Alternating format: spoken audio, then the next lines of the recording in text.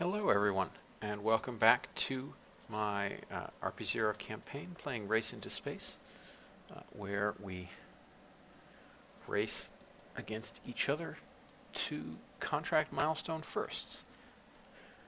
So if you missed the last episode, or if you want a quick recapturing of it, we staked quite a lot on getting our lunar landing completed. We rush built, we're ready to go, and I think like 3 or 4 seconds in, our upper stage shut down. So yeah, that toasted any hope of beating Blue Diamond to a lunar landing. That is the second failure on a carrier rocket that doomed our attempt to beat Blue Diamond to the moon. First was to the first lunar orbit, and the second was now for lunar landing. Or lunar impact and lunar orbit. We missed on impact as well. We knew that we missed on flyby. So, our current plans are to try to send up a capsule before Blue Diamond. And to take advantage of this Venus window in 206 days to get some badly needed science as well. Our research rate is 0.36 science a day. Our build rate is 2 build points a second.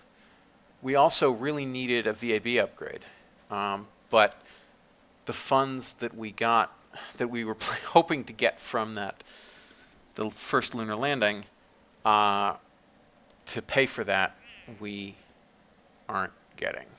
I mean, we're still going to get 56,000, but we were going to get another 100,000 on top of that. There's this contract, which will give us 33,000 on completion.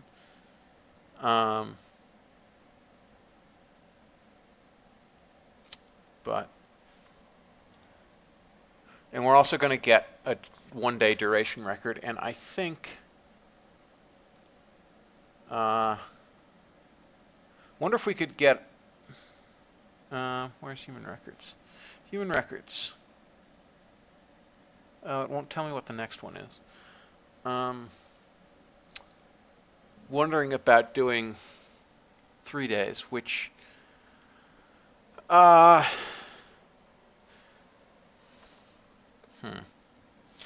because the interesting thing here, I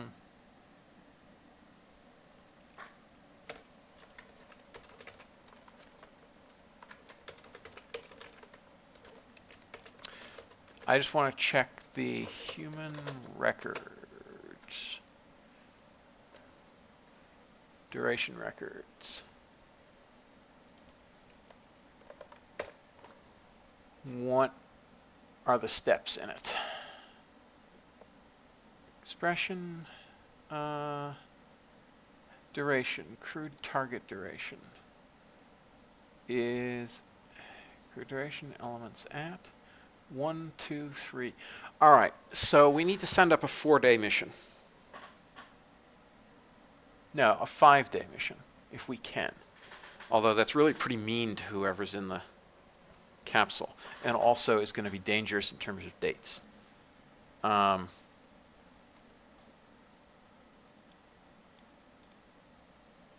We'll see.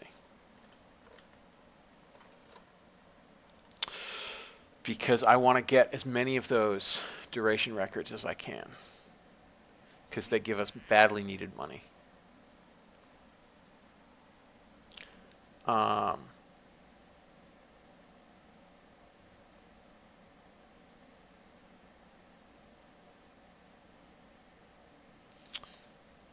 Right.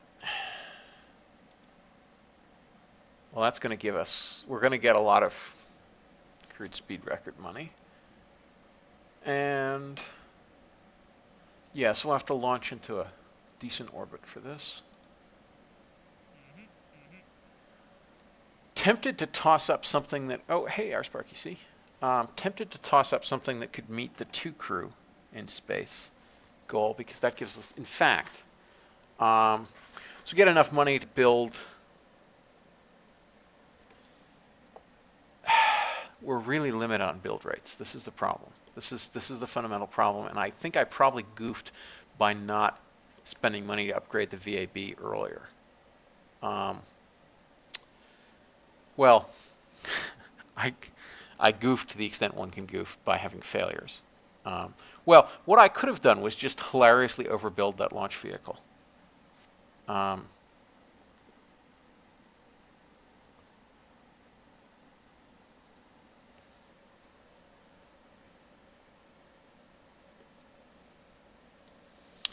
Anyway, so what are we actually doing here? We're waiting until we have more science. So, all right.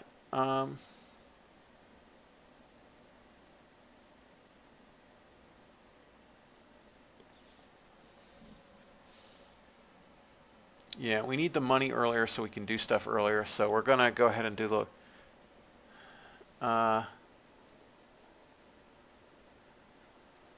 I guess we'll do that.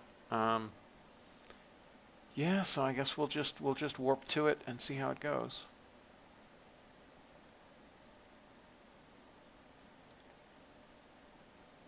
Hoping that I didn't forget anything. Roll it out.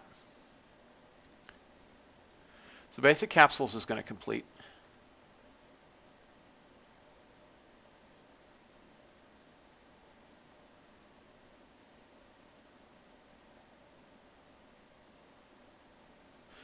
Okay. Now,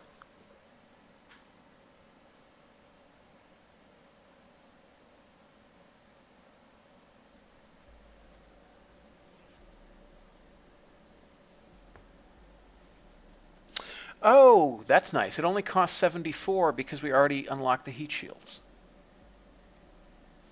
All right. I was thinking about cheaping out and using the X1 cockpit with a heat shield, but that's really cheaping out. And I don't want to play that game. I mean, we could have gone to like, yeah. I could have cheated that way, but that really is kind of cheating because it doesn't properly simulate the thermal environment of reentry.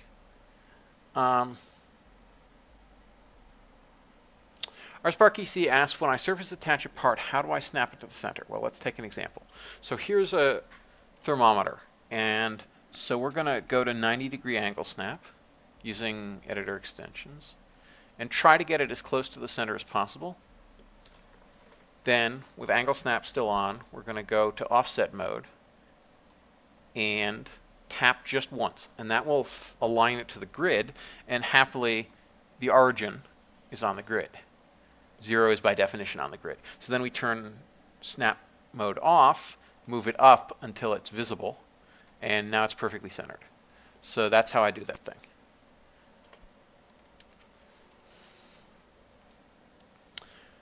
All right. Now the question before the body is, how much do I care about my astronauts' lives? And I think I care enough about my astronauts' lives that I'm not willing to send something up with a crew member aboard before I verify that it actually works. So, I mean, technically,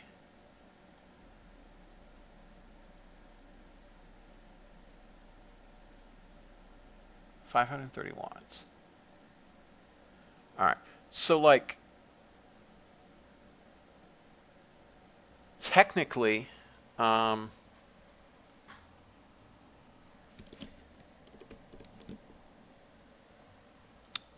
the Firebug mission that we're about to fly will rate the technology used, will crew rate the technology used in this heat shield. Because unlike in reality with the Discoverer/Corona missions, which used heat sink heat shields, as did the suborbital Mercury flights. They used, I believe, beryllium heat sinks. The actual orbital Mercury flights used ablative heat shields, and that had to be verified in Big Joe, and then obviously in, what, MA5 with Ham the Chimp.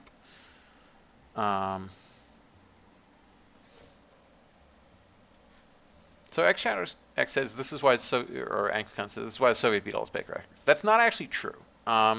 They did do a bunch of Vostok tests. In fact, they did a whole series of Vostok tests using basically the Lunar launch vehicle in the RDO-105. But then they switched to the RDO-109 and did an all-up test with the final configuration, and that went swimmingly. And only then did they send Yuri up.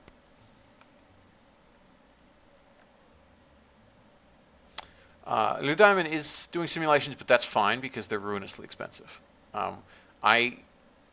We sort of had a general agreement to not do sims just because Crash isn't configured for RP-0 yet, so they're ruinously expensive. Anywho, what to do? Well,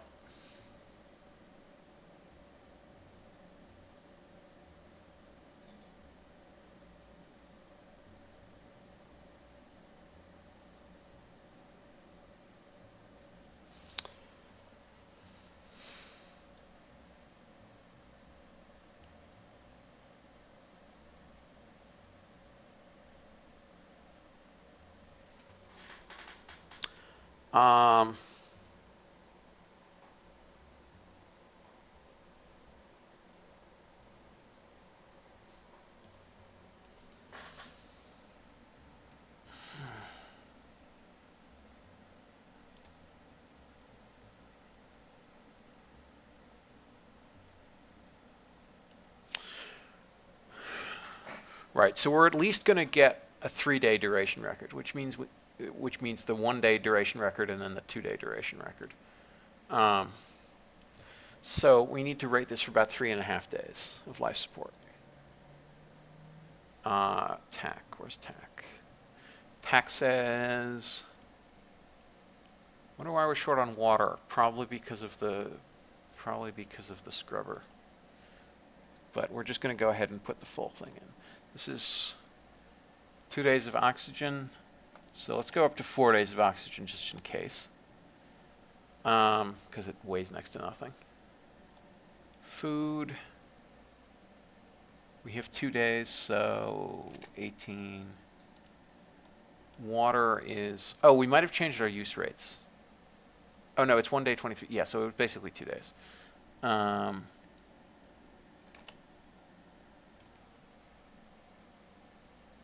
I said 3.5 days, didn't I?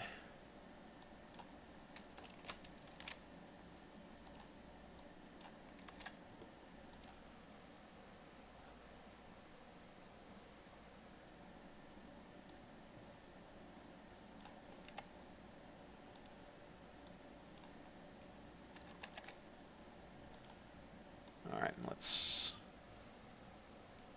double that and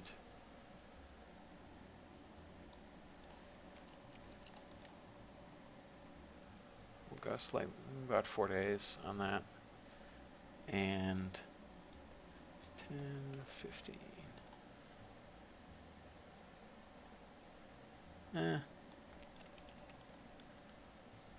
All right. And we'll double our scrubbing. All right, that I don't think materially changed much. Let's look at our electrical usage. Well, 530 watts. And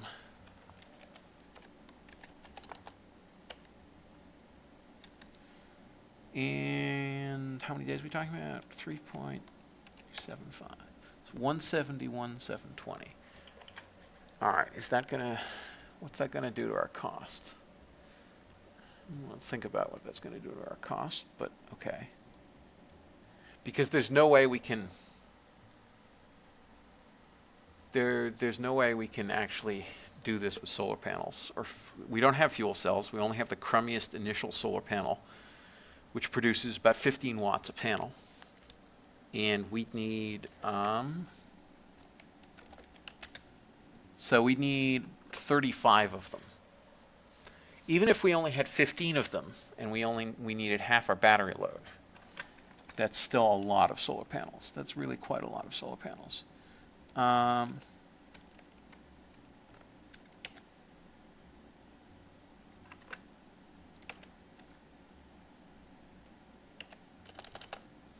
right,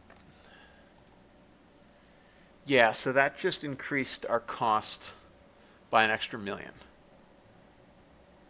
From, I guess, 3216 to 4216. But it will mean that we can break our... It means that we can actually get multiple duration records in a single flight.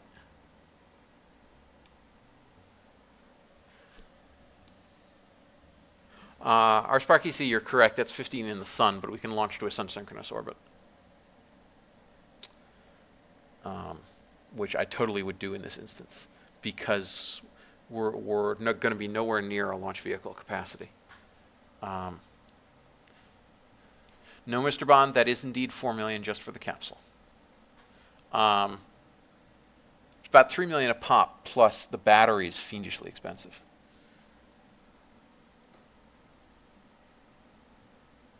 Our Spark EC, yes, they do all have to be aligned to the sun, but that's fairly trivial. Because I will balance their weight with something else on the other side. I'll basically just have, I would just have like a giant flat rectangular area down here for solar panels, only face one way.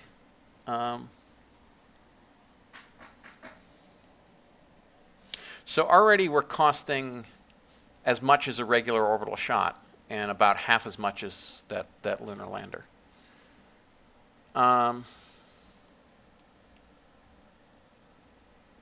We're not going to try to dock with this. Stack shoot.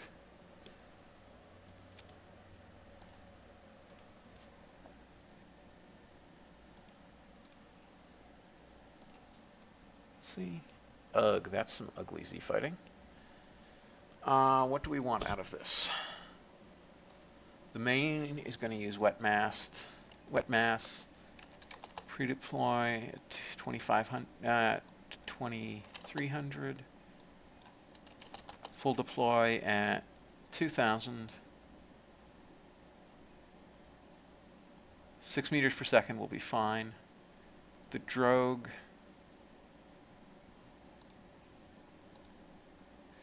will use wet mass again. Wanted speed will be 50. Target altitude will be 2500.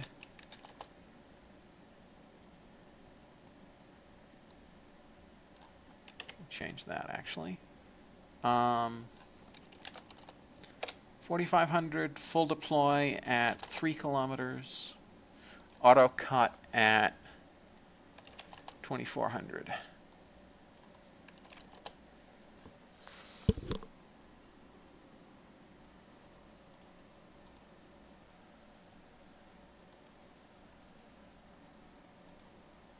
Okay, apply it a few times. Good. Now, let's move that up to eliminate the Z fighting. Got to think up a name for our capsules. What was I using? I was using dogs and cats. Maybe some birds. Let's call this Swallow.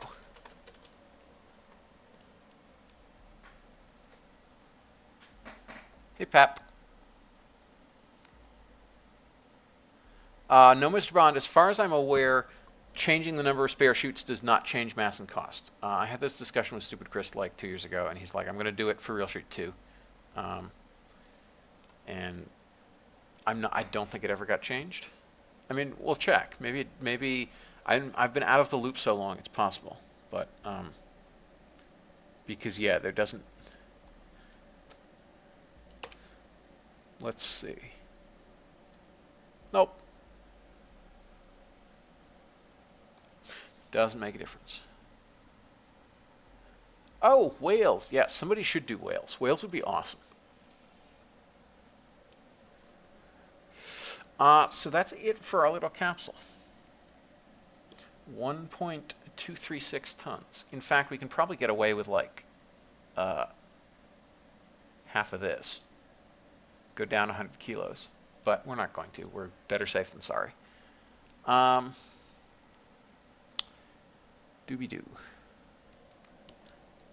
What else do we put on a capsule? Because there really isn't. Oh, well, for the service module, we're definitely going to want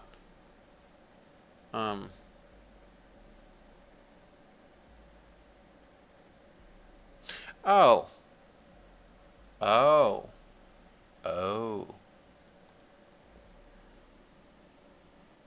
Wonder if this can.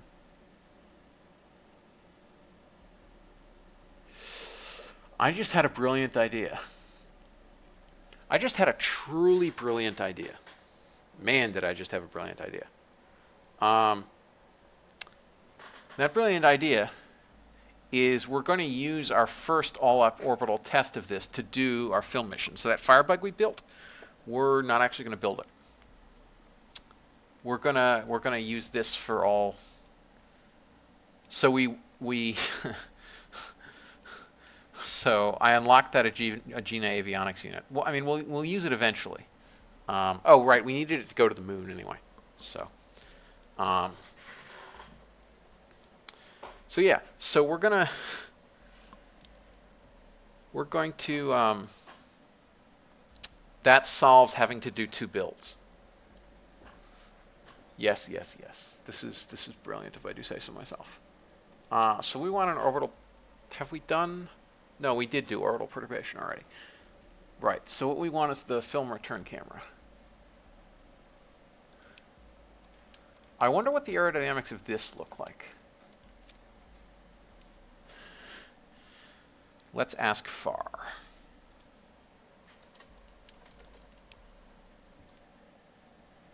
Subsonic, we're stable. Transonic, we're stable. Hypersonic, we're stable. Massively hypersonic, we are still stable. Ha! All right. This was the best brainwave I've had in like weeks.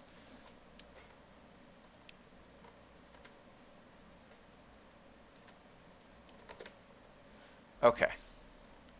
So, let's change this.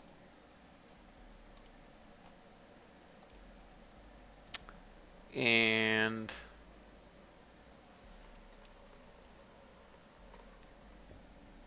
$1.5 tons.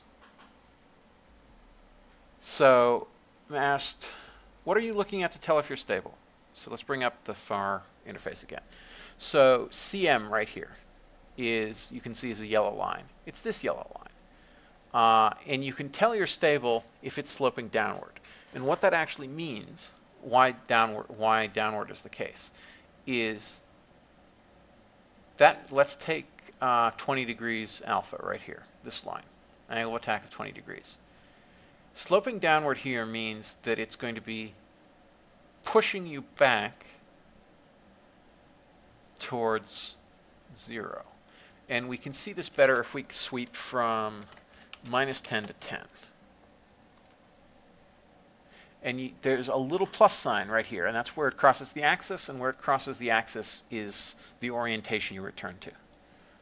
We can do something funky here like 90 to 90, and we'll see a nice curve here. And you can see that we have... All right, so there are areas of stability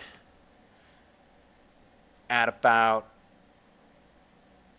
what is that, 75 degrees off axis. So we have to be careful that we're not that far off axis.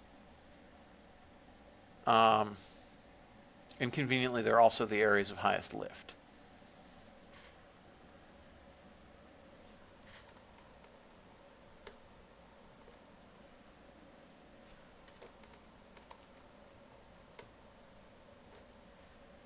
Oops. There's the sweep.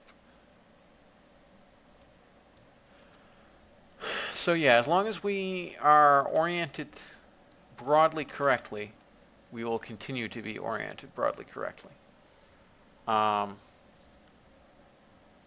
Not going to try to do a lifting reentry with this thing. You know what? We're not going to call it. We're going to call it Eagle. Merca! But also because it's eagle-eyed with its spy camera.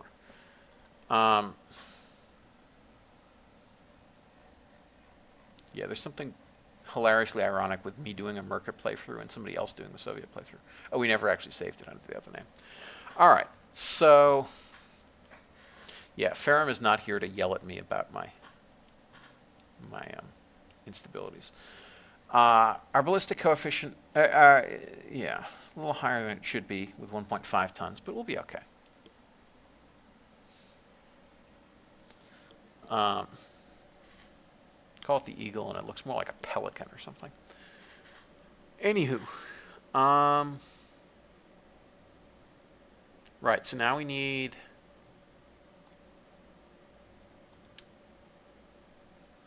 a retro module. And this puppy, we're just going to do we're going to, well,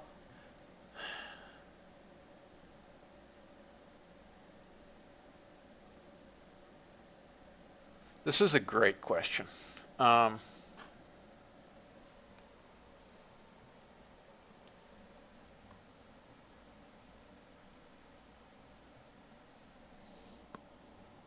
Or another million funds. Whether I should do a solid or a liquid retro stage, whether we're willing to accept whatever our booster gives us. And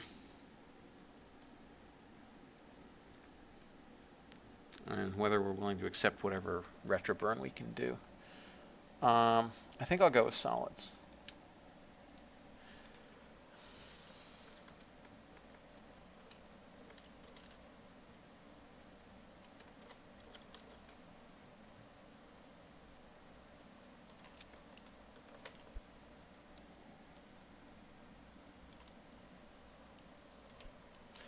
Okay. That delta V looks basically correct for deorbit. I think Mercury was 169, 172, something like that. So this is quite good.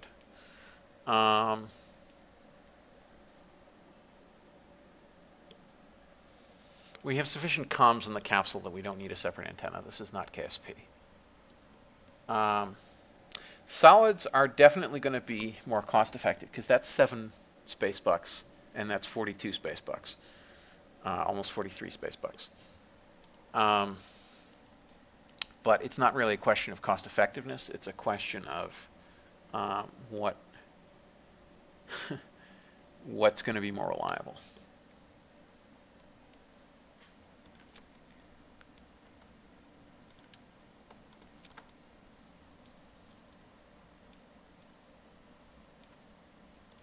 All right. Oh, no, our Spark EC fixed the issue with the fairings, so I don't have to worry about that. That's cool.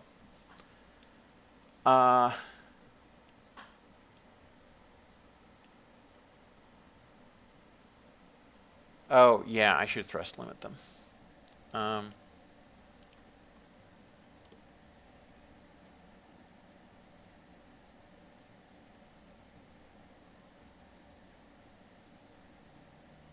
That's fine. Unlike Mercury, I'm not going to fire them in succession. I'm just going to fire them at once.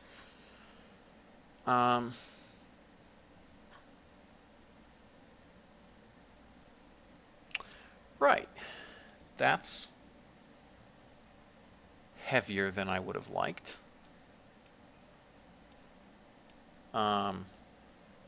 We'd certainly do better with a liquid stage, and honestly, like, the cost is such that it doesn't really matter.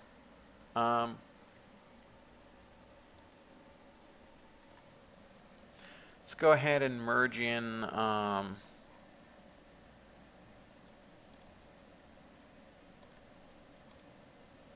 this to get the beagle off of it. Because I think that we won't have quite sufficient capacity now that we're up to 2.2 tons with that retro stage. These things are heavy. Yeah, the whole Mercury retro pack was lighter than that. Let's try something else.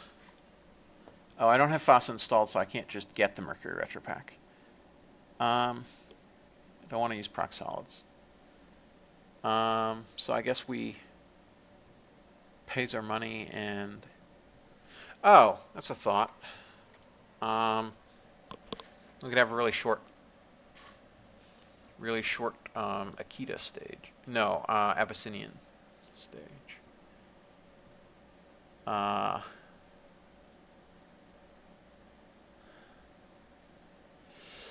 Yeah, that was fairly brutally expensive. Also, where's the Mercury LES? We stick it 8,000 funds. But okay.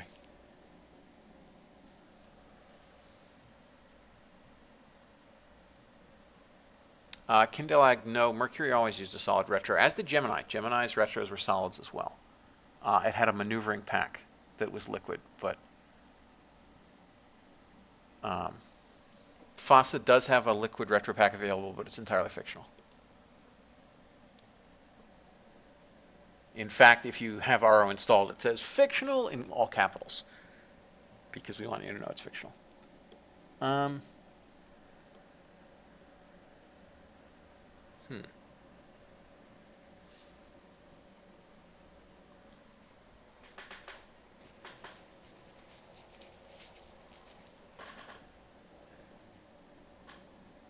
So there's 7 times 3 is 21. All right, so it will cost us a little bit extra, but I guess we'll do a liquid retro because I don't want to pay that mass penalty. I really don't want to pay that mass penalty.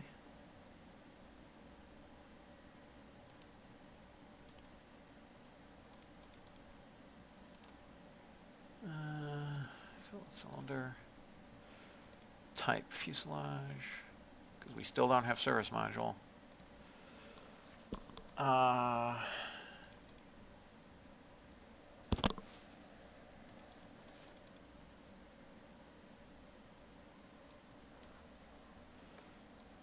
Gold foil, and at most we can put a hydrazine thruster here.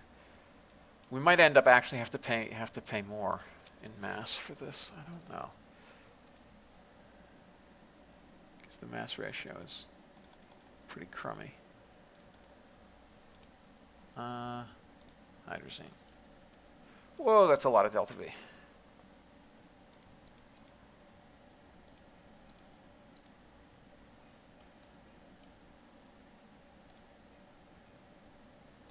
Also, that's a long burn time, but whatever. That's not materially more expensive, and that cut down our payload to what the launch vehicle can lift. So that's convenient. So we will go with a liquid retro after all. We're fairly confident about this, I think we can say at this point. Can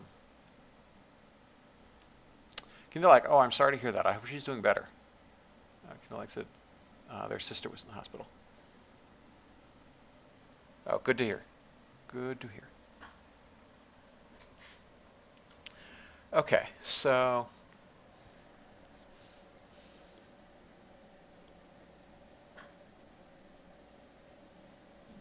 I think I want to spend...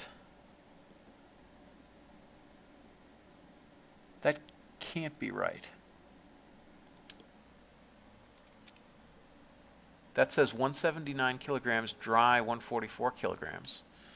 But over here it says mass is 0.0794 tons. Is that dry mass?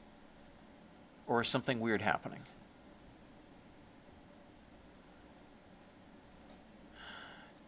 Let's see, 20 liters of...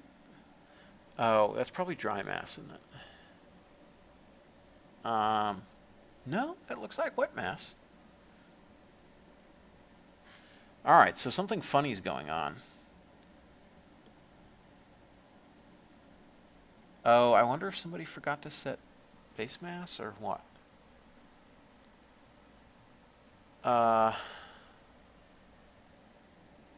That's weird. 2.009. Let's put one of these on and see what happens. Yeah, sure enough.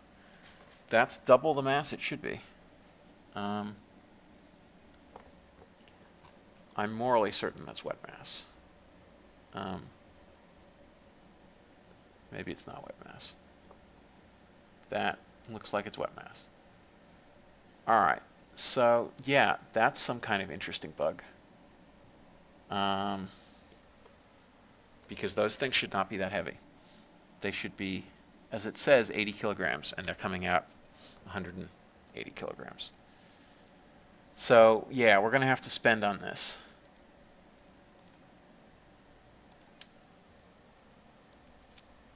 I trust that that has a decoupler in it.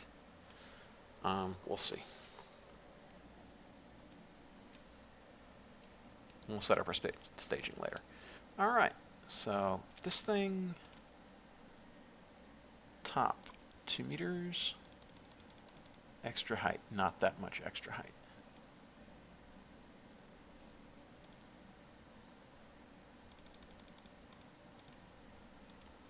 Okay, and we need some fairing sides. It's in here. Conic.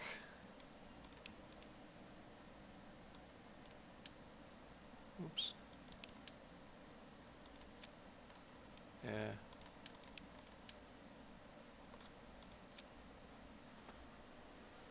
Fairing sides go with, where's this decoupler? There.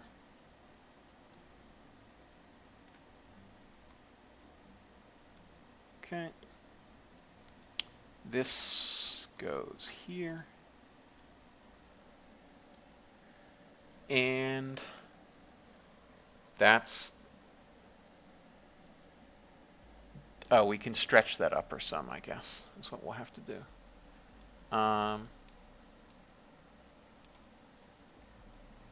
We don't need posigrade motors because let's see.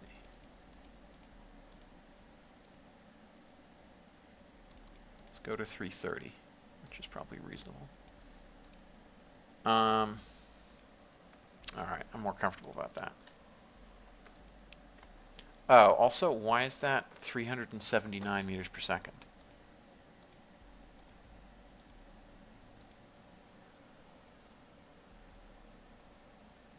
This confuses me.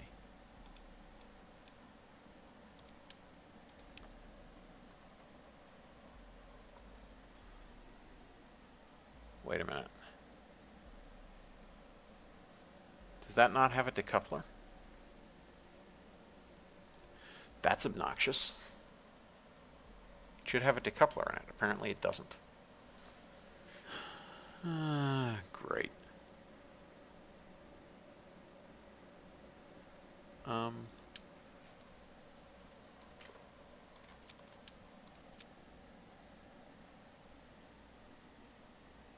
I thought there was some way to, I thought we did that.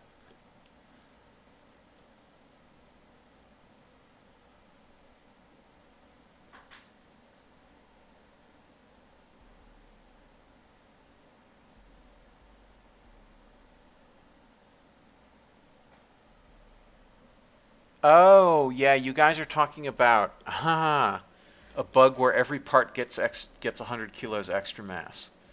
Is that actually the parts? Please tell me that's not actually the... Please tell me that's just display. That's not actually getting set to part mass. Also, did we delete our crew mass plugin from RO?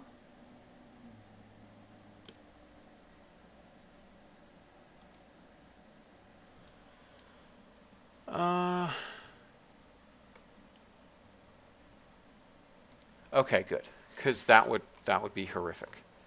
All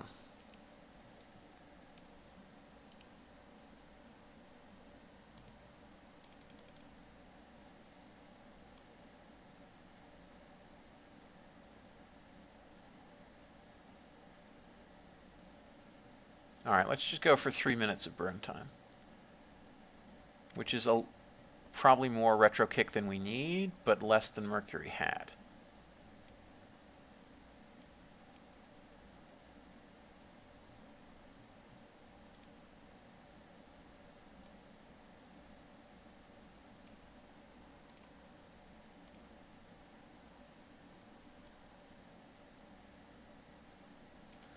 All right, that's certainly acceptable to me.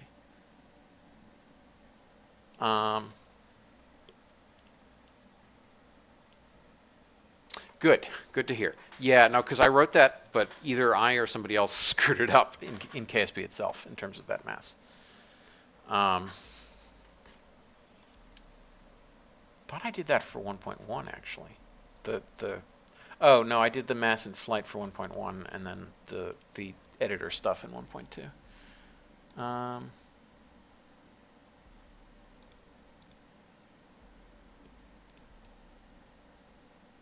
That's fine. All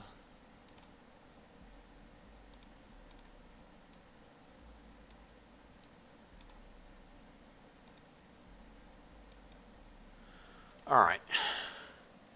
Now our delta V is much more what I expected it to be. That makes much, so much more sense. This can come back down to 3 minutes, I think.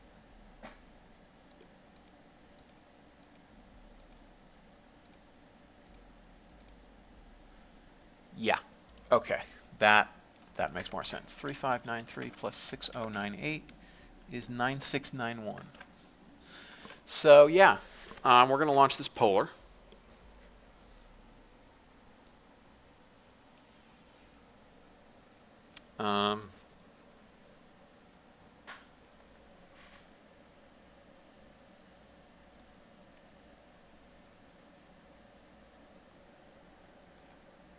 They said remove the crew to get rid of the bug. Let's see what happens. Nothing. That's odd.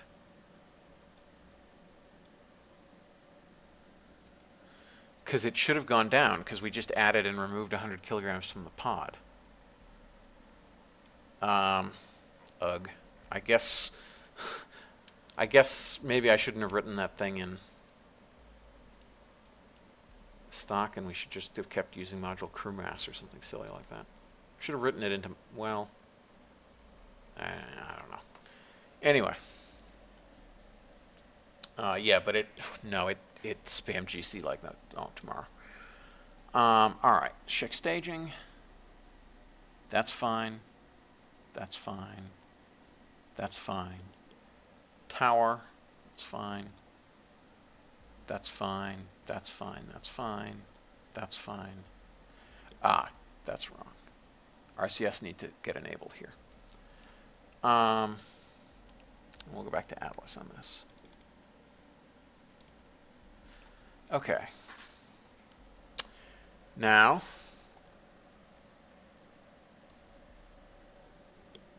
abort will be, yeah, we're turning range safety off.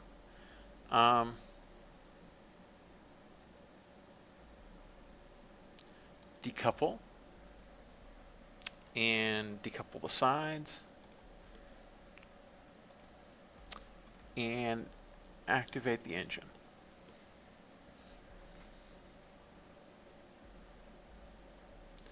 Now, 5 will activate the engine. I thought we had a decoupler in here to model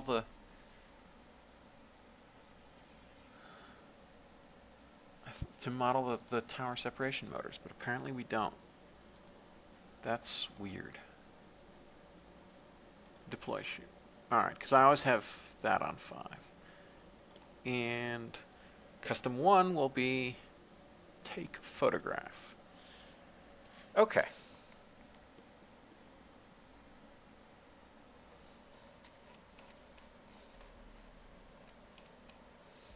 So yes, this looks really kind of silly, but it is what it is.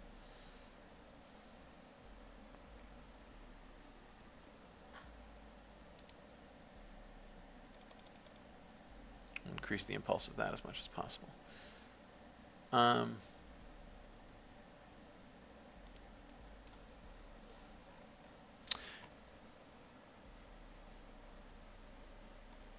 Okay, and due to a conversation I had with Ferrum a couple weeks ago, I am going to disable aerodynamic failures in FAR for this mission.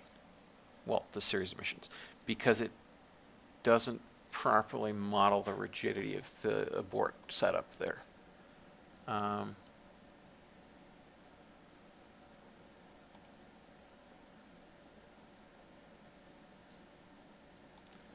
Yeah.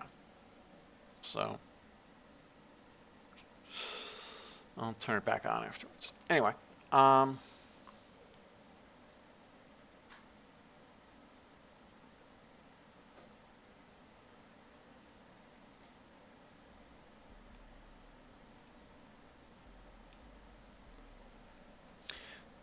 so Piano Josh, the problem wasn't ballasting. The problem was literally just that if it sheared more than 5 degrees off.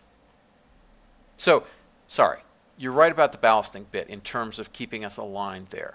But even 5 degrees off, which we will be, believe me, because of the pitch motor that's in this too, because it's supposed to flip. That's the point. It is supposed to flip. That's by design. It's supposed to orient for reentry. Literally, the abort tower burns for what, like a second and a half, I think. At about 1.4 seconds in, it already should be starting to flip. And it's supposed to flip. It's got to flip. Besides, even if I jettison the tower, then obviously we will flip, and we'll still get the shear stresses on these.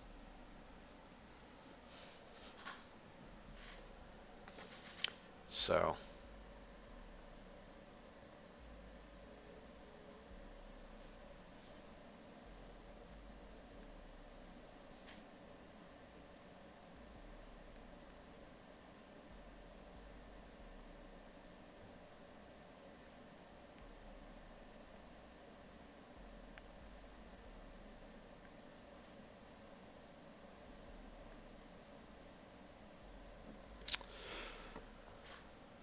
all right, how much is this? This is not much more than our moonshots, which is actually a really good sign. So despite the expense of this capsule that's rated, I'm just going to triple check this. 3.5, 3.5, 4, 3.5, a little under 3.5, 4. All right, so that's fine. So yeah, we'll get a bunch of records with this, and we'll get science. Now, the interesting thing that I will do, however,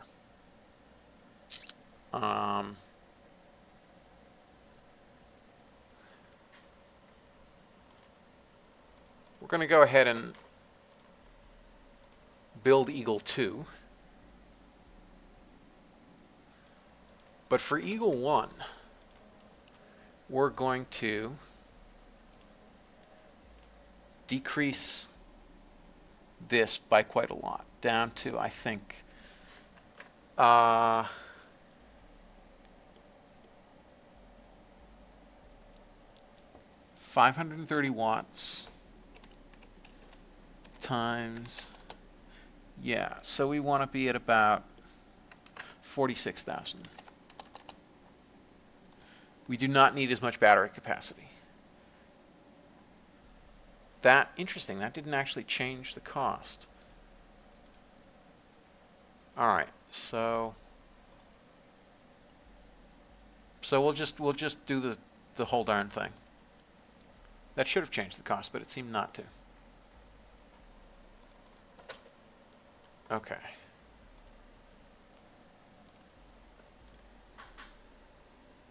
So Firebug is getting scrapped because we're just going to go straight to this.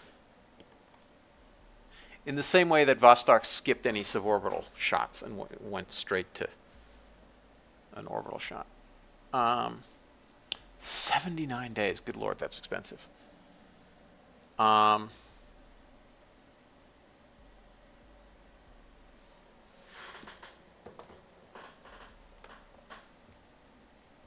the other one is also 79 days.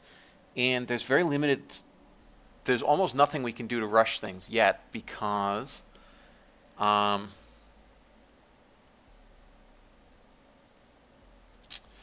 we're next to out of money. We really suffered badly last time from that moonshot failing. Yes, you do get procedural solids when you unlock basic solids. All right, so back to rolling out Selene 6. Maybe I overspent on upgrades. I don't know. Mission control, contracts. So we could, what's available? First comm satellite. First geostationary satellite.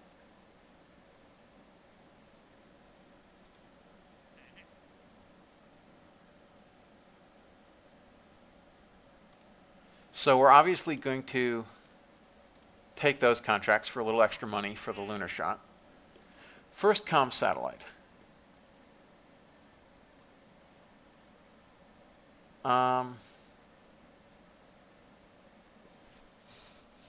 That is properly trivial.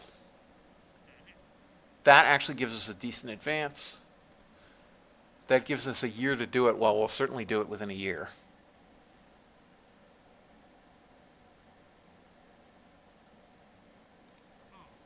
That'll give us a bit more money. And we'll get 2 contract slots free after this launch. So now we have 30,000 funds. So can we rush this along a little bit? With that long a build time, I'm now literally completely petrified that Lunar is going to actually beat me. We also have to remember that we have to be ready to launch a probe in 167 days. So we're definitely going to have to do some rush building.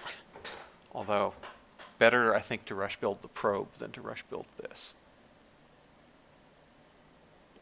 Although, since it's linear with cost, it doesn't actually matter. It's actually better to do 10% rush build on everything. So let's do 20% rush build on each of these. Although I probably shouldn't have done that before we launched that to know whether it all worked, but whatever.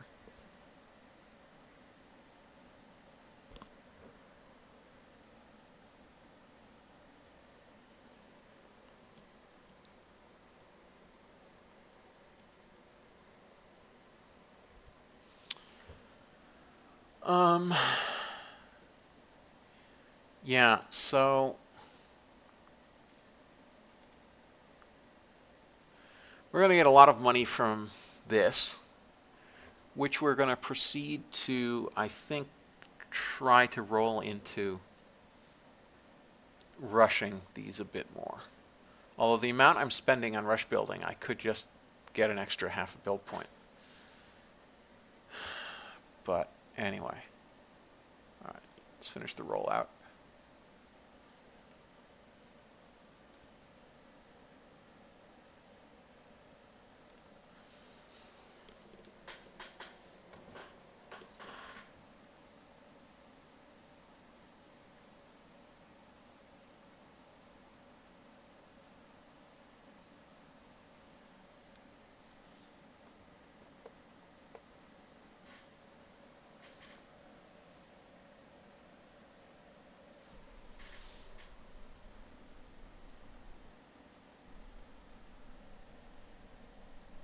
This time I'm smart enough to turn the pumps on.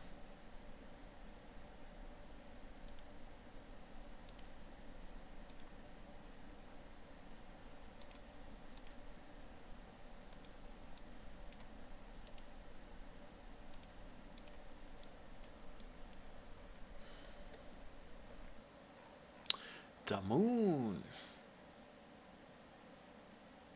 Oh, that's my... Oh, that's swanky.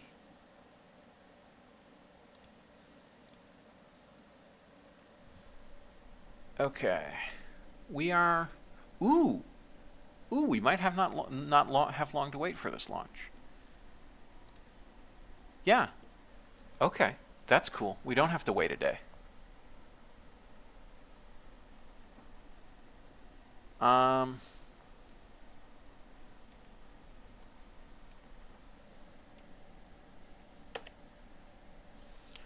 Oh, geez. What was my launch profile last time?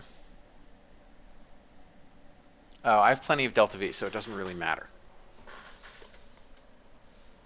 Although I think I was going a little too high last time.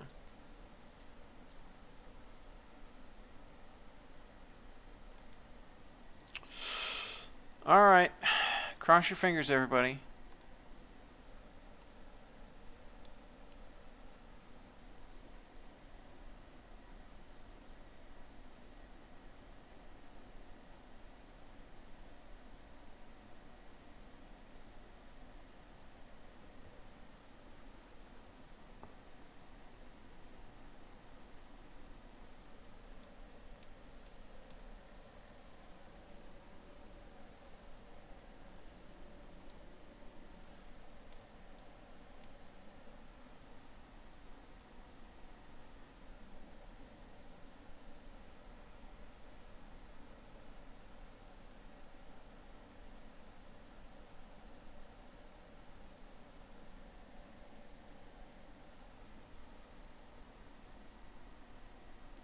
One second to ignition.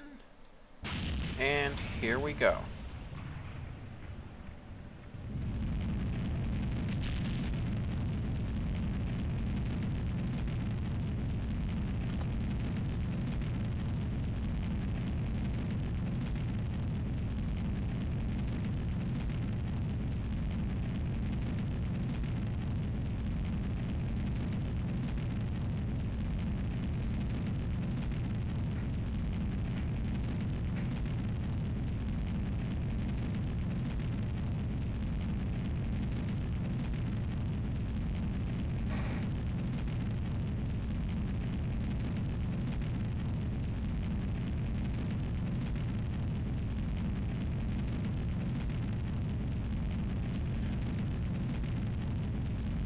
Could have sworn I had more data on the LR-105, but apparently I don't.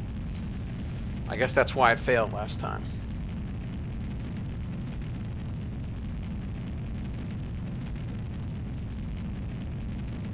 Which reminds me, we should definitely give more data for failures.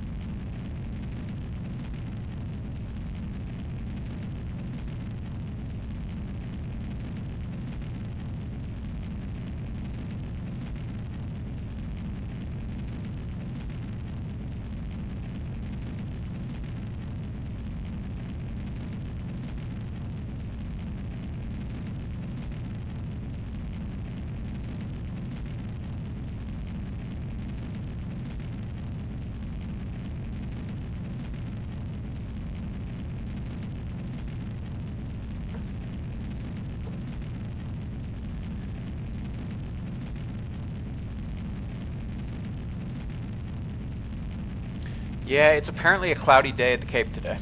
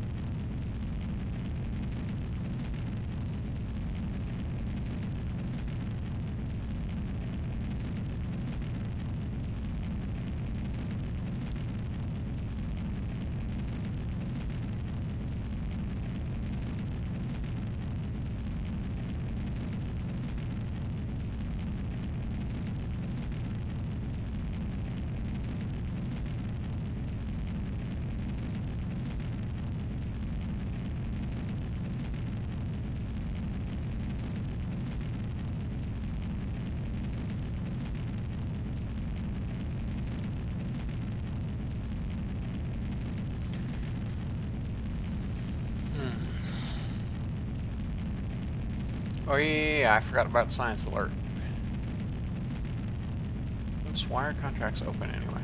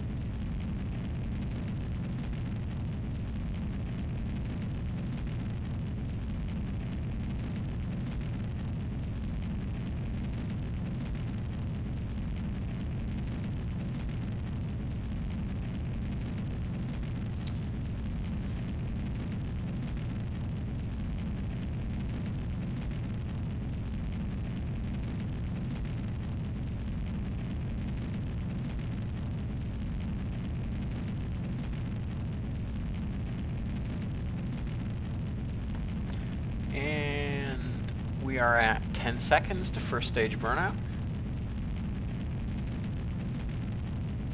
Oh, I missed. Must have been looking at other things when it said new science. I didn't hear the ding either. Arg. Oh well. Okay, and separation and upper stage ignition.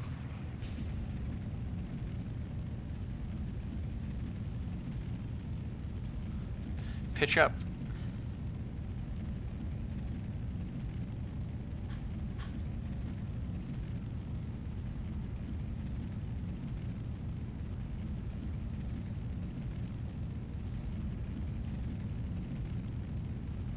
Oh, flying low over water. Yeah, I would have, yeah. Dang, I didn't think we were that far east. So, I wasn't expecting it. Alright, fairing sep.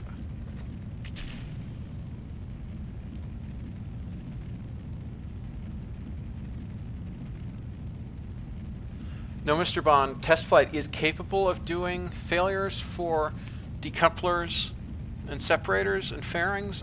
We just haven't configured it to do that, I think. That's the issue here.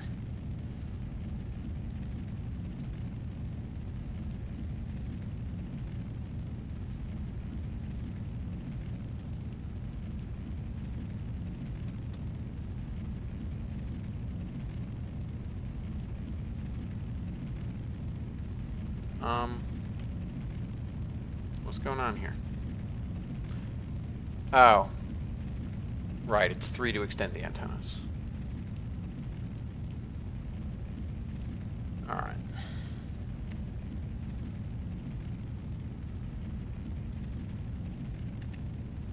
Yeah, test flight for anything is possible if you write the binder DLL. Well, if you write the failure module, which basically binds to the part module that is to be failed.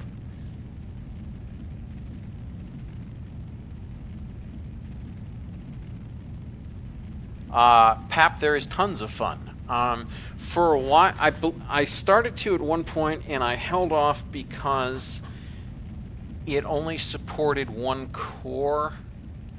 active core at a time, and the problem there was, let's say you have the 20-inch X-ray probe. It's got an X-ray sensor, it's got a command module, it's got a bunch of other things. It's got an antenna.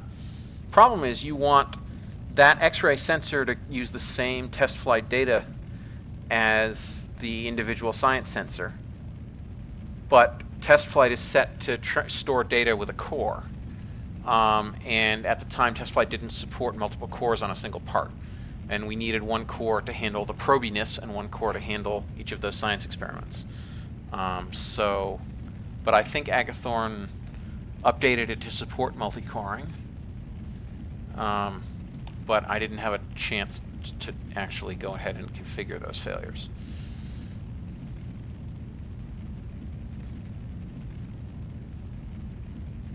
And Agathorn himself is here and can speak to that more directly than I can. All right, we definitely need to pitch level at this point, because this is a high thrust to weight ratio stage. Merca strong. Yeah, no, it would be wonderful to have more test flight support on everything. It's a question of work hours, basically. It was time to do everything. Now that test flight does support it, is my understanding.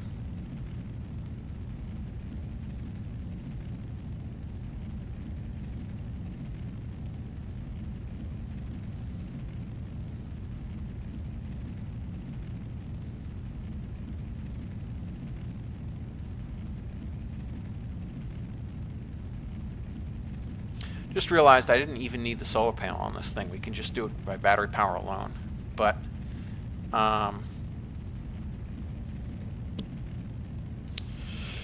it worked out well for the last mission because we got that solar-powered satellite contract.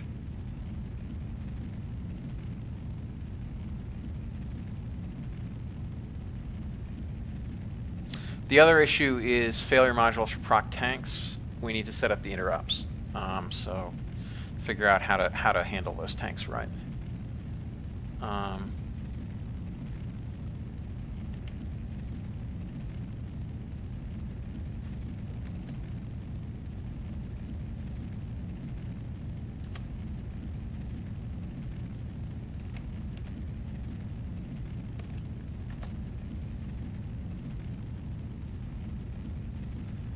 Okay, and getting ready to finish circularization.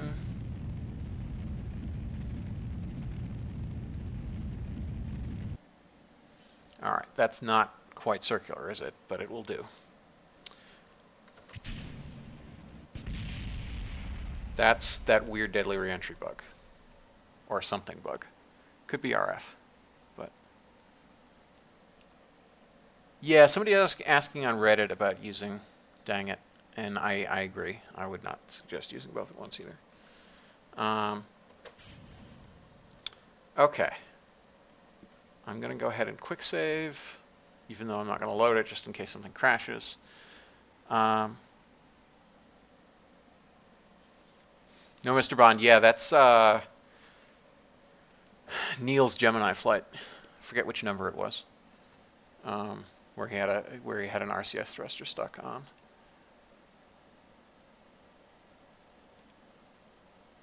Home and transfer. Good. We have. Oh, good. We are Delta V rich. It's in 19 minutes. Nice. Let's reorient.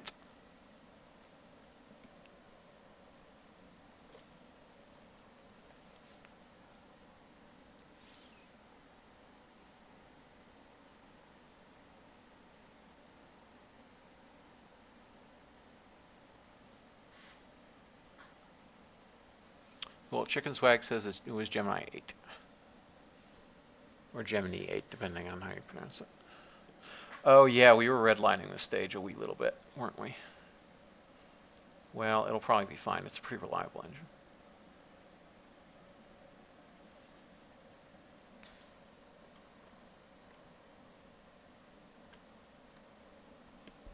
All right, we've deactivated persistent rotation snap thingy.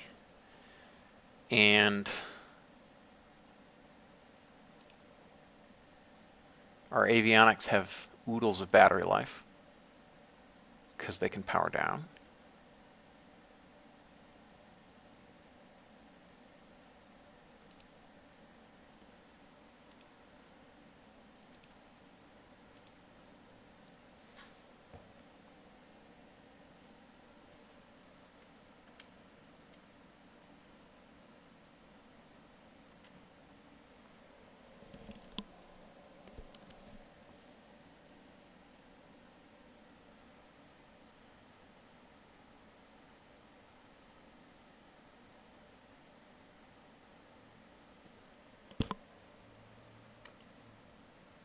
Nakarani, if you're asking about MJ Ascents, if you noticed what I did, I have orbit altitude set to like 20,000. And basically, I fly the upper stage by adjusting final pitch angle. And then when our periapsis raises to our apoapsis, I click disengage autopilot. So it's not quite an automated ascent, but it works fairly well. Come on. Let's line up a little better than this.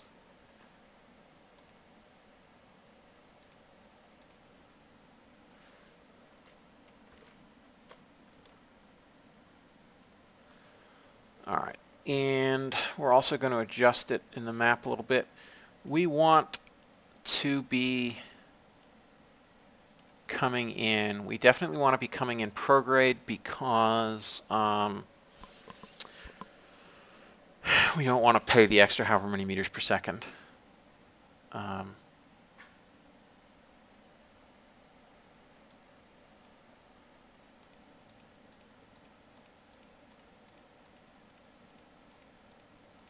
But we want to clean this up on RCS, so that's probably fine because MechJeb will probably overburn that.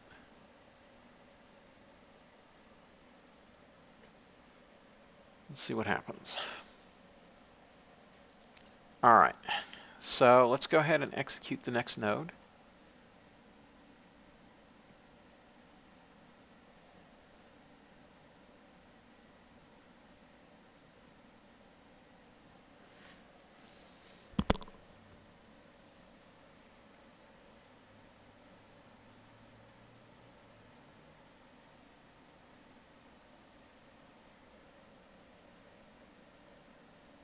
Come on, MechJeb. It won't warp the first time, but it will warp the second time. Although we're getting a little misaligned.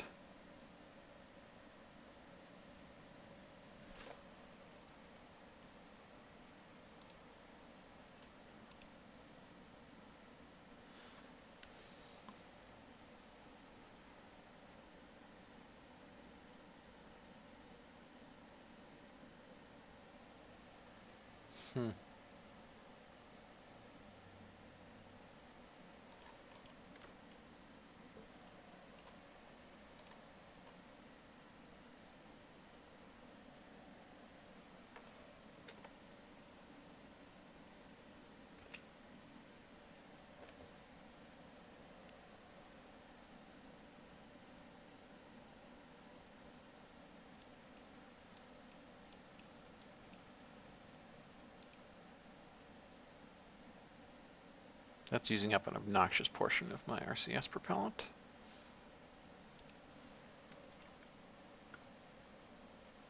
It's very stable.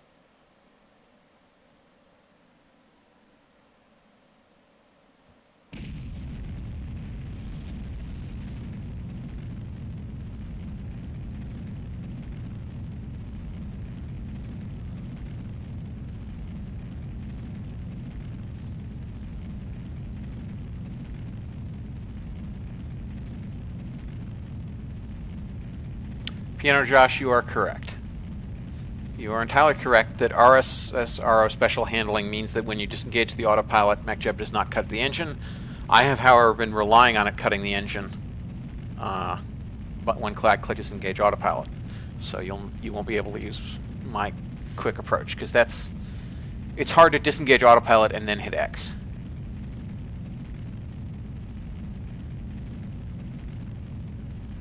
So yeah, if you go to MJ over here, and then settings, and then RSS, where's settings? RO RSS special handling. That's what will make it not cut your engines.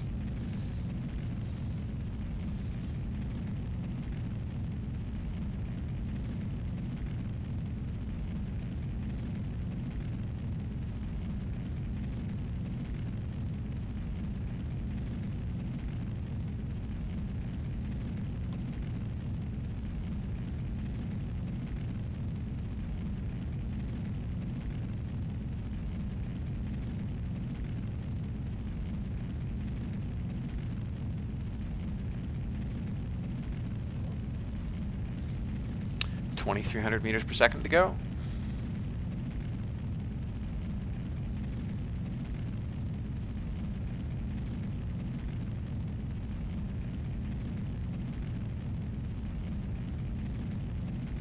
Piano Josh, yeah, I'm basically using, broadly I'm doing exactly what you're talking about, which is handling insertion by hand, but I'm just using MechJeb to support me doing it by varying the final flight path angle here. What we really need is just some special handling in MechJeb that tries to keep vertical velocity constant through pitch.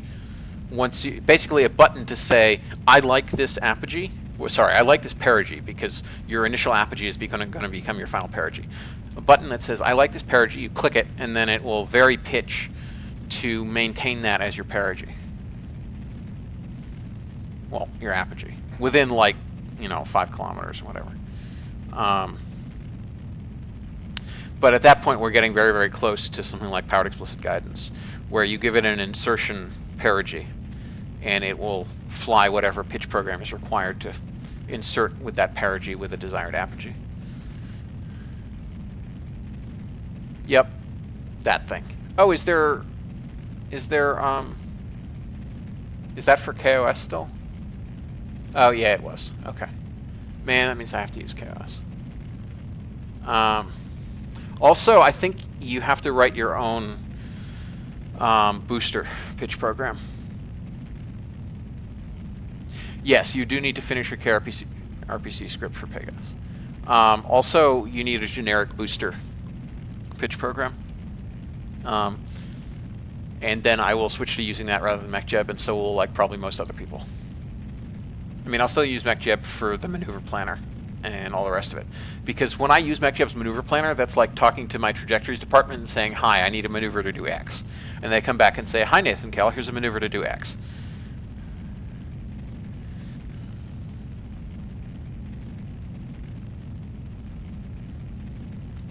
Dare I try to abort this maneuver early? I really need dynamic time control so I can go down to very slow time and manually trip it when there's only like 1 meter per second left. Yes, this is Selene 6, and welcome. Glad you're catching it live.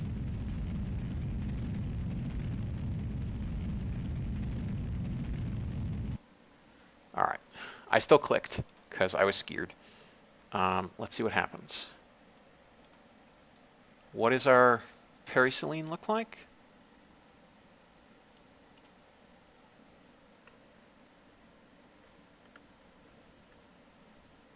All right.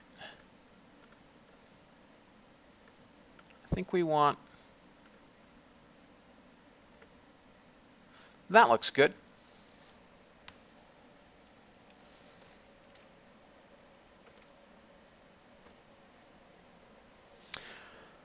All right.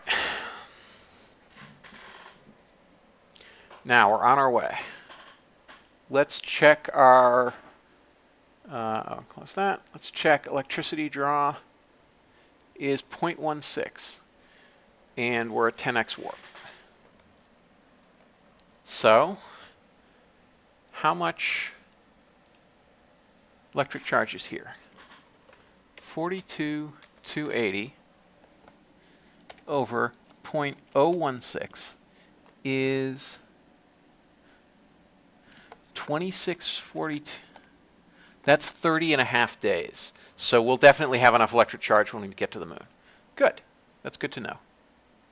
Oh yeah, Agathorn, I forgot that you were... I thought you never got it to work, though.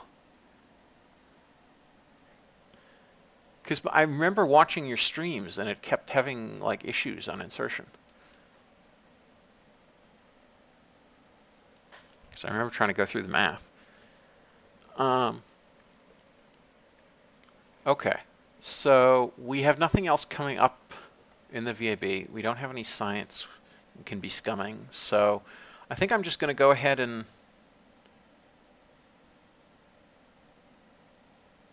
warp to about here.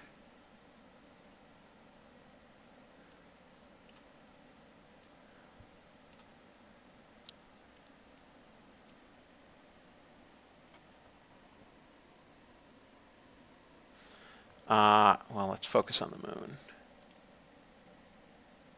Come on. Okay.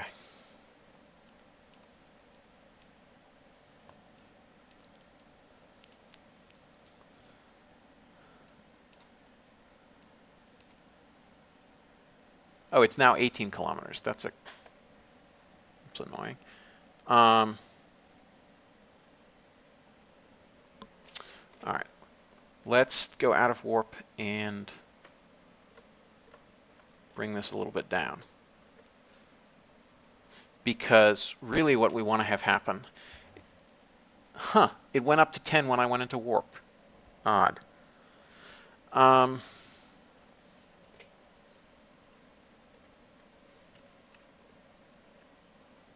Because I need to land on the light side. I'm not messing around with the dark side. And so this is 18 minutes, 30 seconds, 14 minutes, 11 minutes. All right, I think we're going to want to do our reorientation about here. So let's warp to here.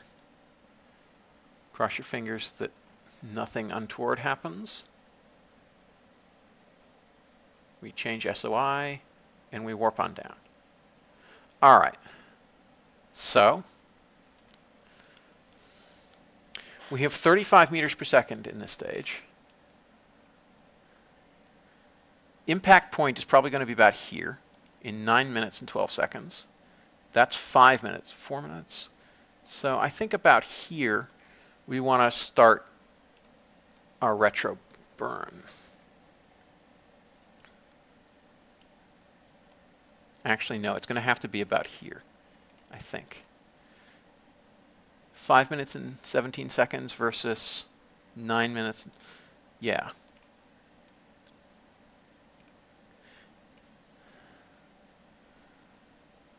All right, this is going to be interesting. So it's 23:16 this way.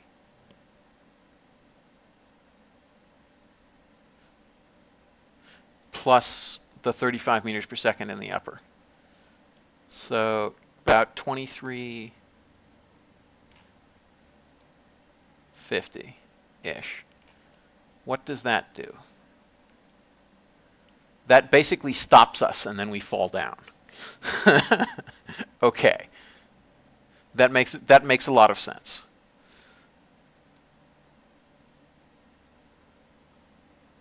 So we're actually going to do it at 90.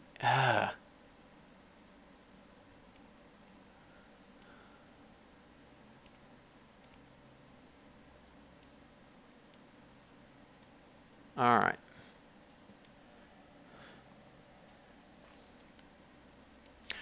Hopefully, we'll survive the gravity losses involved. That's in 47 minutes, 27 seconds. That's what? No, sorry. That's 5 minutes and 50 seconds, and this is 8 minutes and 3 seconds. So I think we want to do the maneuver there. All right.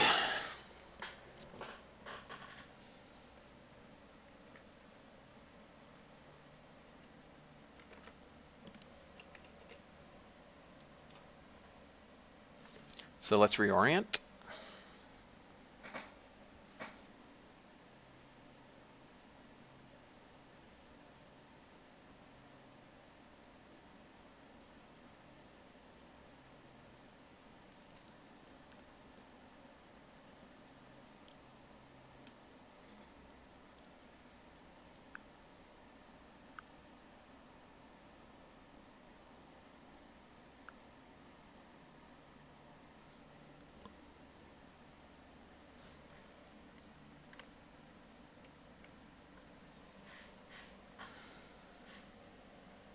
All right, so we want to fire right on the node, not before the node.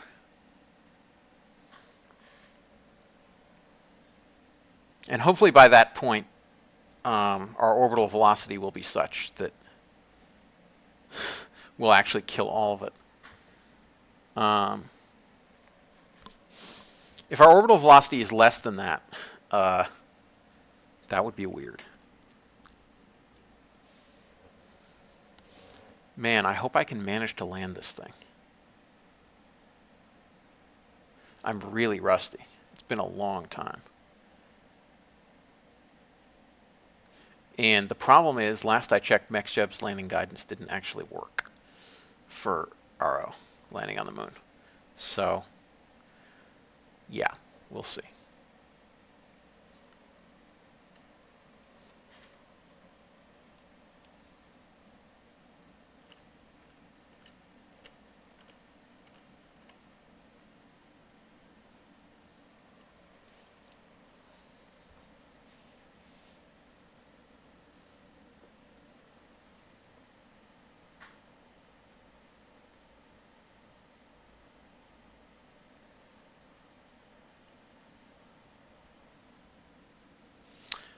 Well, guys, wish me luck.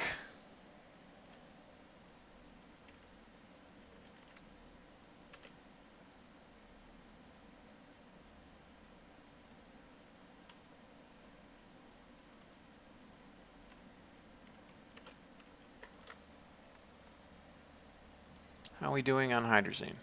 Oh, we still got tons of hydrazine. But I do have to remember to spin up. Come on, guys, stop.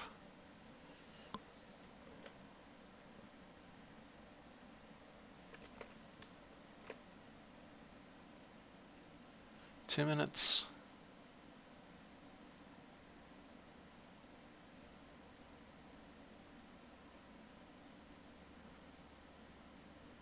One minute. All right.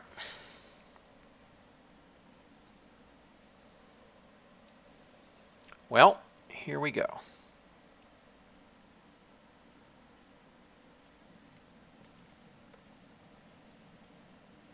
Let's start spinning up.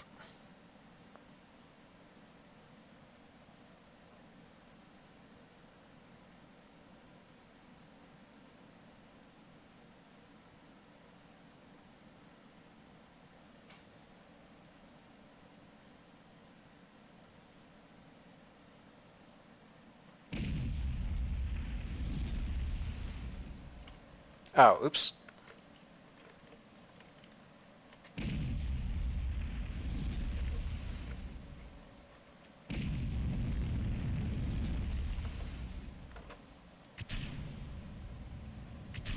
What the heck? That was a bug. That was weird.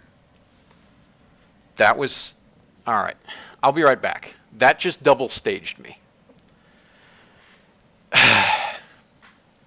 All right. I will be right back because, oh, I can just load it through here, can't I? That's, yeah, that's not cool.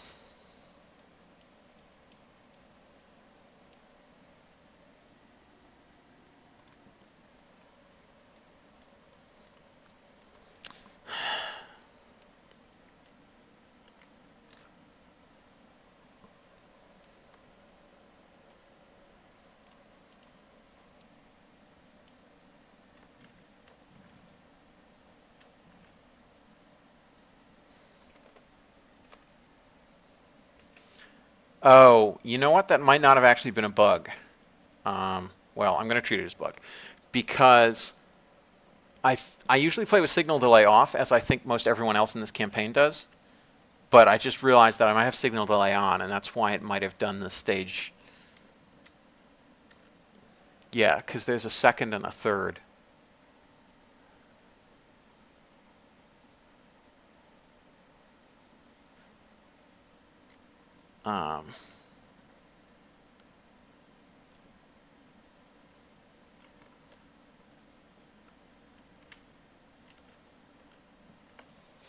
Right, because of the issue in RemoteTech, the RCS is instantaneous, but SAS toggle and staging and stuff are on a 1 second delay. That's why it felt so weird. Okay, well I'm still going to treat that as a bug, and I hope nobody minds. But yes.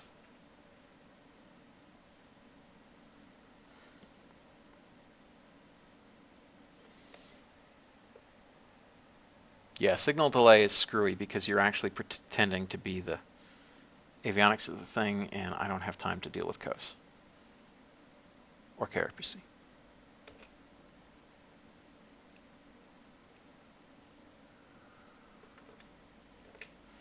All right, so we'll do what we did last time. We'll spin up.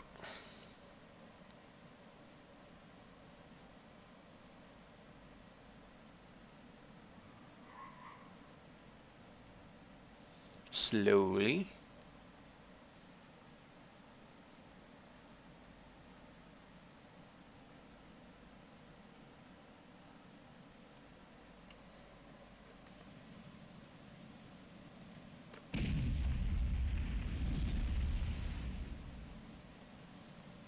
Vapor in the feed lines. That's interesting.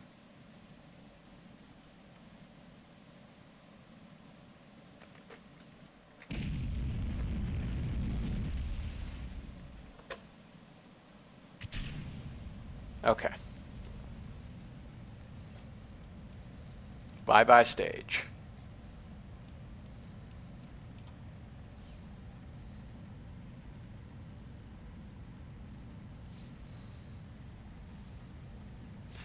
I was confused at the vapor in the feed lines, not because of the general thing, but because I had been thrusting forwards for, a few seconds.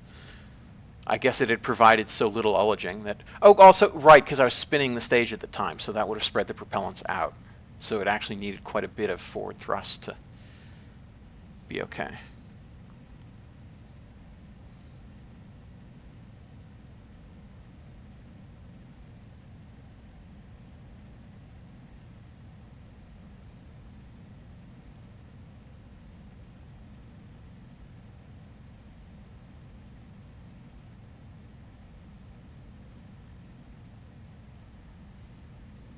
The cheaty way of doing this, I just realized in retrospect, given RemoteTech's issues with RCS, would have been to just use RCS thrusters. Because that has instantaneous response. Although I think... okay.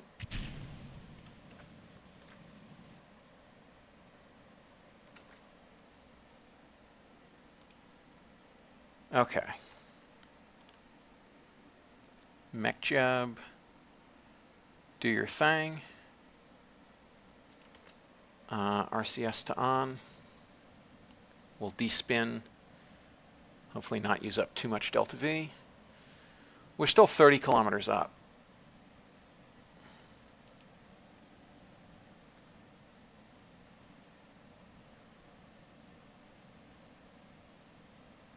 Come on, go to SFL minus.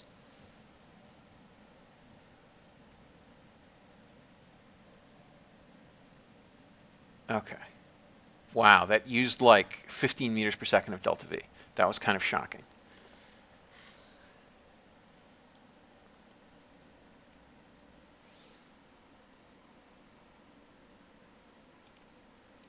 Okay.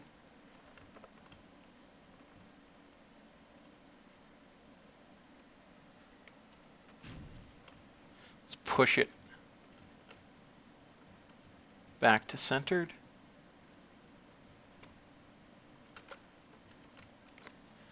Okay, let's go to SFL minus. And we need to slow down now. Hopefully we're on a flat enough spot that we'll be okay. I have my doubts, but we'll see.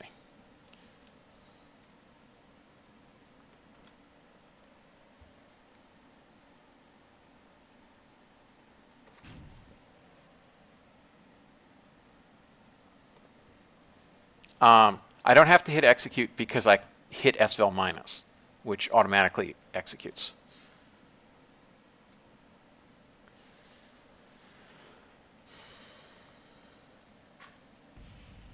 There goes our extra kick motor.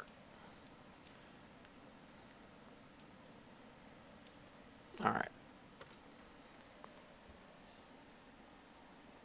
It's pure hydrazine.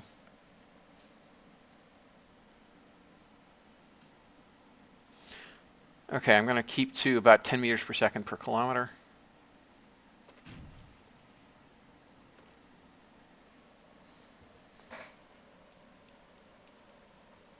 Hopefully this is a shallow enough spot that we'll be okay. Oh, interesting. Throttle also does not seem to be on delay.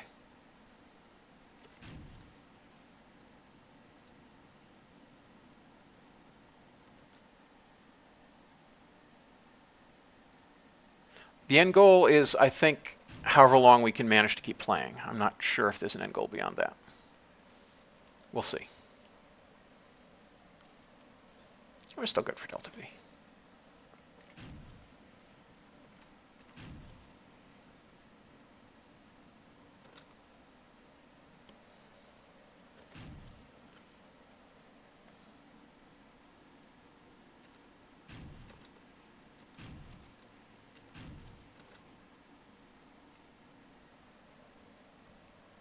Excuse me.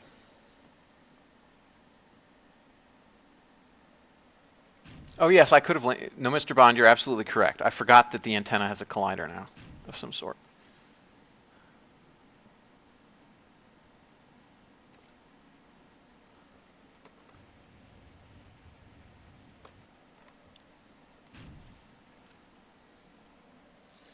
We still have oodles of delta V.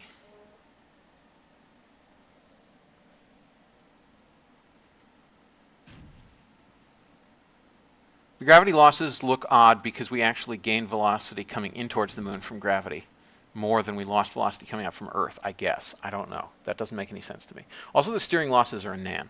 Oh, it's because it didn't count because we had to reload. That's why. I do not have a suicide burn MechJeb row. I'm used to just looking at the numbers this way.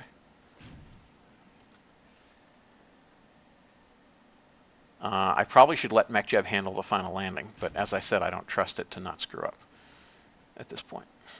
So let's hope I still got this.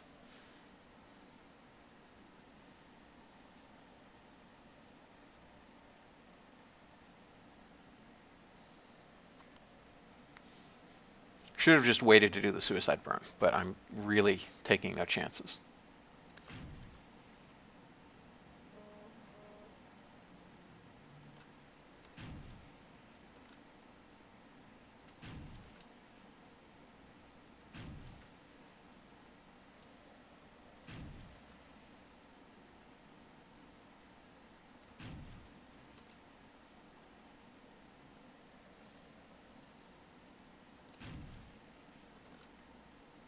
Well, this was impressively profligate with delta V, but we have a bunch, so it's good.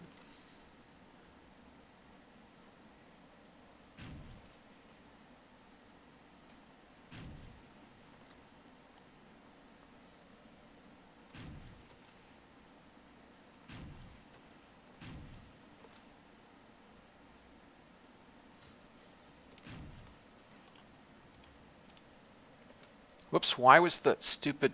I must have hit Z at some point. Now we're going to have to fall again and have more losses. Ugh.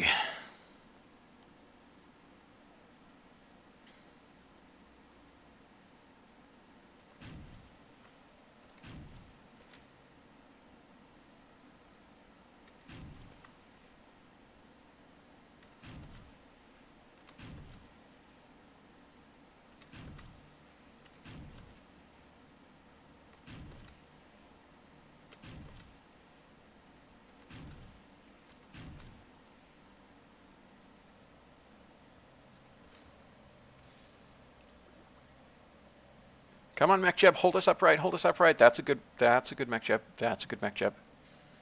Okay. Hope we don't fall over.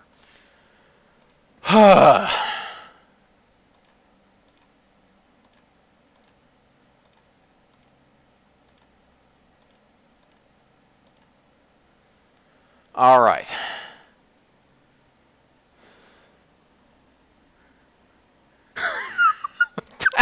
Oh, Pap, I'm so sorry. Pap says 2 antennas amateur, 3 antennas Nathan Kell, 0 antennas Pap. You might have actually, if you had the tracking station upgrade, you might maybe have been okay. Why did we not get a temperature scan already? That was weird.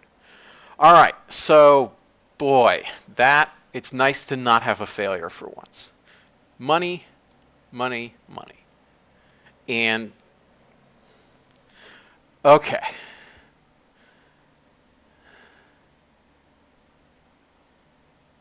Okay. Oh yeah, man, it does look like it does.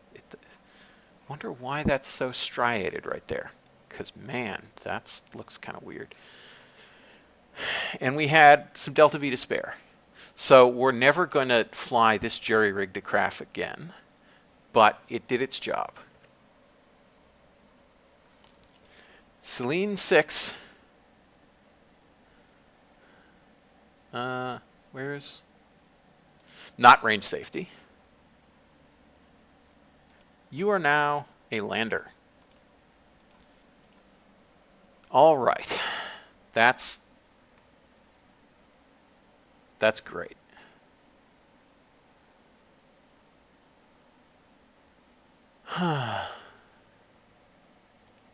Okay. I think I only needed 1 antenna. But I put 3 just because it let me transmit faster and because symmetry and because I wanted to. No, Mr. Brown said I clicked gravity scan twice. That's why I had to do temperature scan again.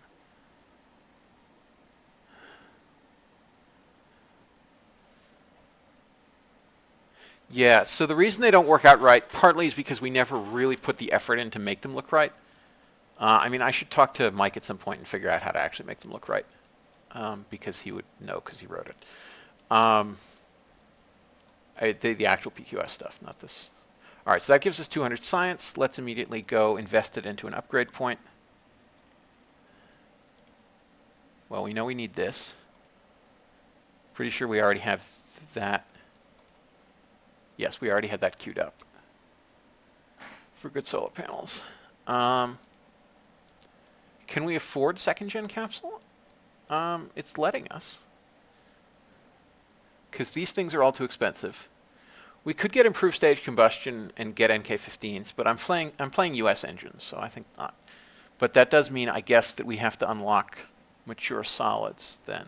If we're doing US engines, we'll need strap-ons for better liftoff thrust, because the US doesn't have awesome stage combustion engines.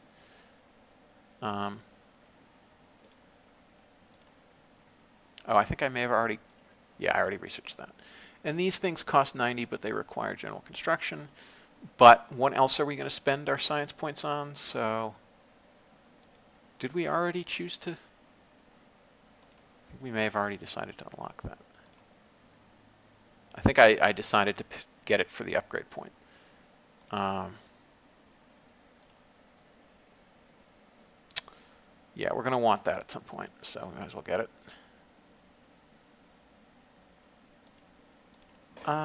Okay, so that spent our hard-earned science. Okay.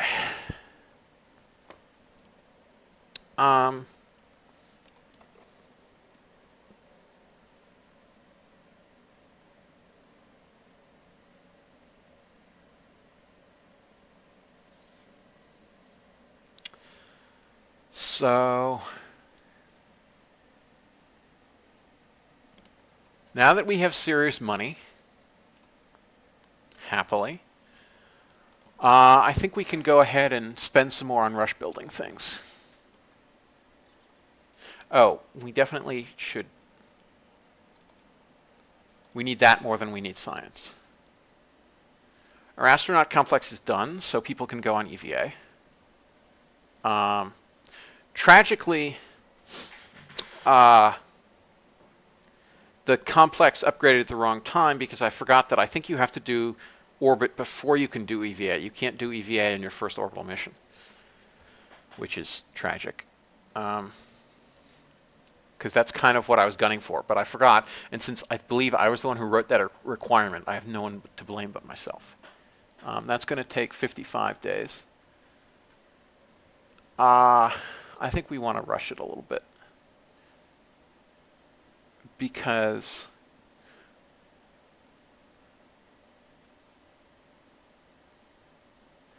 we oh, right, we can spend a bunch because we're going to get like 50,000 back from it. Eagle is the first crewed mission that we're going to fly. The 1.2.2 RP-0 release I'm going to try to get out this weekend because we've basically verified that PAP's contracts work awesome. So, yeah. So we're going to go ahead and do that. It's mostly been holding on me writing the changelog. So another 2,000 funds. We're getting... Do I really want to wait 80 days? Well, I don't think Blue Diamond is going to be so risky as to... And, like, to be clear, the Soviets did not do this either. Launch a capsule without actually flying it first, uncrewed.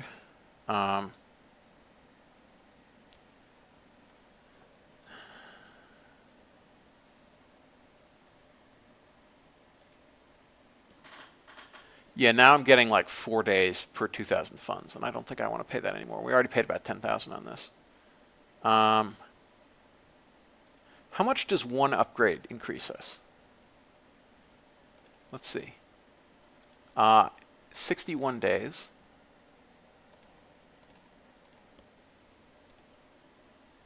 That only got us 2 days. So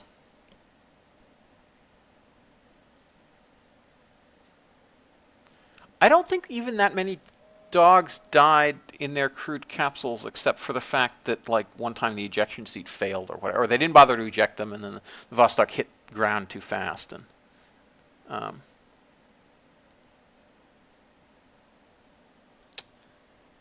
all right, so we're better off doing this.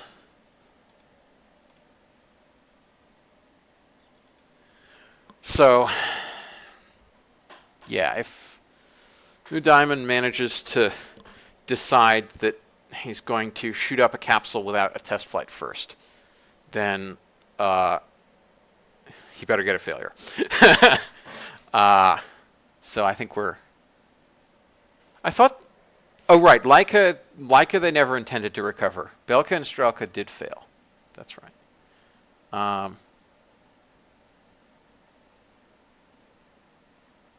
Pap, cool. Yeah, I figured you probably intended that to require a new vessel like the other contracts, but I mean, I can be persuaded that it wouldn't. Like, that's fine. I don't care. But if it wasn't intended, then it makes sense. Oh. That's cool.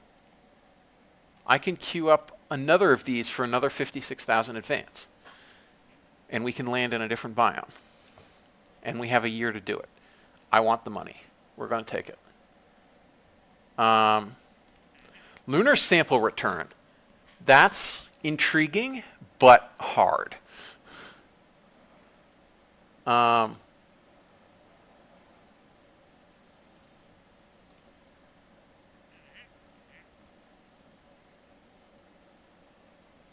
So we're going to shoot for something over 220 for that launch. This requires comps. No, we can't do that. What does this require? No, we're not going to have that high of an apogee. That's crazy talk. All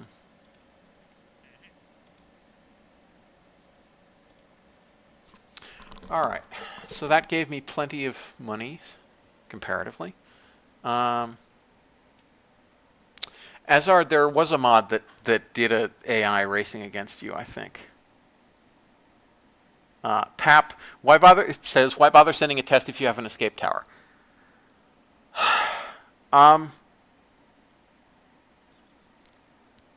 Man, that's a fairly persuasive argument, given how much I desperately want to beat Blue Diamond. But it feels so false to the entire way I'm playing and history and everything. All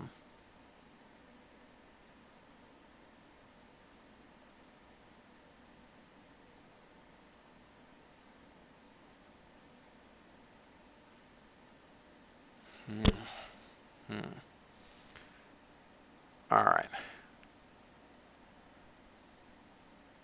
So it's true that the setup we have has been tested. So that launch vehicle has been tested so many times, but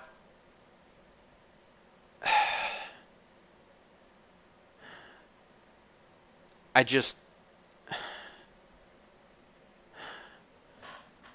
don't know. No, Mr. Bond is now quoting Back to the Future at me, which is dangerous business. Also,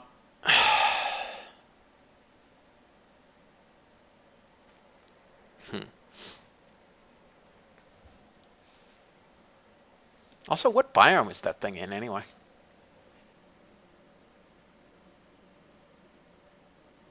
I didn't even notice. Oh, and we can get rid of that. That was our... That's our upper stage. It's annoying debris isn't the last one. Landed at the moon, but it doesn't tell us. But we can tell from the science.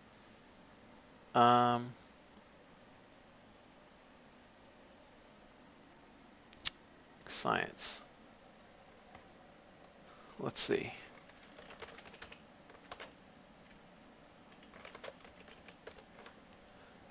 Lowlands is what we got. Okay. So we need to send something to something that isn't lowlands.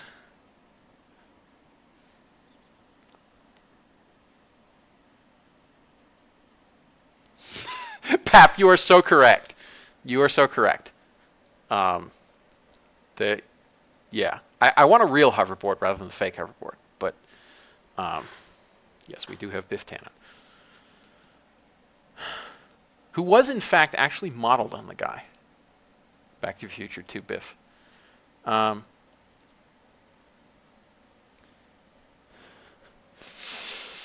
Okay. Yeah, so I am, of course, now cursing myself that I didn't... well, no, it actually... Yes, I am sort of cursing myself right now that I didn't do something like go for... Oh, except no, I needed the spaceplane wings, I think. I think I needed the spaceplane wings for high-speed flight. So it would have been the same cost. Because there were... X-15 to orbit is a viable approach. I've done that before, and I might have done it again. Anyway, all right. So, but yeah, we definitely need a bigger booster than what we're going to use to launch Eagle. So yeah, I think I best leave it there. I really should have some supper. I'll ponder whether to do sims or not. I may not a sim. Whether to do that flight or not. I may also just ask Lou Diamond straight up if he's planning to do a test launch first, because he has some of the other stuff. If he's not, then I won't. If he is, then I will. Then if he's not, then I will strongly consider just going up an Eagle 1. But if he's going to do a test launch first, other than like rush building things insanely, I think we'll be okay. It is true that Lou Diamond is using Crash, and that helps, for example, with, well, let me restate. I don't think there has been...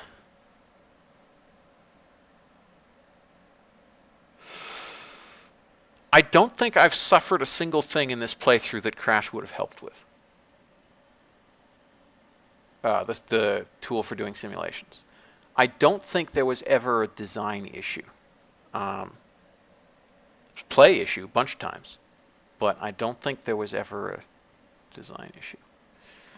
Anyway, we're going to save this, call it Start 13, because we're going to start the 13th episode. I think this was episode 12.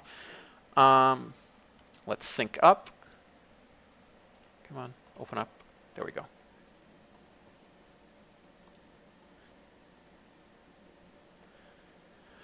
All right, and it looks like RSparkEC, you will get credit for that first geostationary satellite, because Lou Diamond may go there first and try to beat you.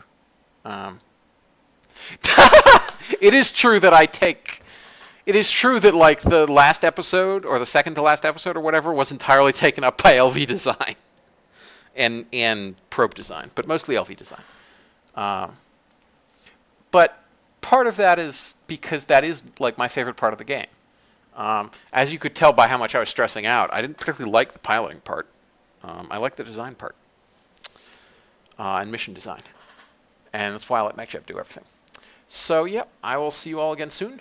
Thank you all for watching. I may do some streaming later this evening, just on my own time. I have another campaign that's a Soviet engines campaign that I've just been playing on my own time. So I may stream some of that. We'll see. So yeah, see you all again soon. Bye-bye.